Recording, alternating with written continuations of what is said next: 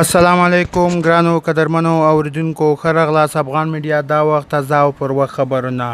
په لومړي سر کې قدرمنو اوریدونکو زموږ د یوټیوب چینل در سره سبسکرایب کړئ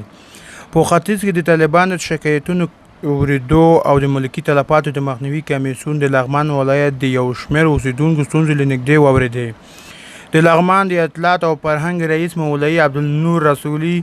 افغان میډیا ته وویل چې یاد کمیسیون د مهترلام ښار کې په خپلې ګرځېدو سره هم ولس ته ډاډ ورکړ چې هر ډول ستونزو ته به پر وخت رسیدنه وشي. رسولي زیاته کړه یاد کمیسیون په مهترلام ښار کې د یو شمېر زورواکو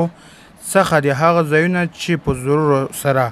ترې نیول شوي ول خپلو خاوندانو ته بیرته وسپارل شول. رسولي په خپلو خبرو کې وویل چې یاد کمیسیون د لغمان د ترافیکو مدیریت کارکوونکو ته د ډاډ ترڅنګ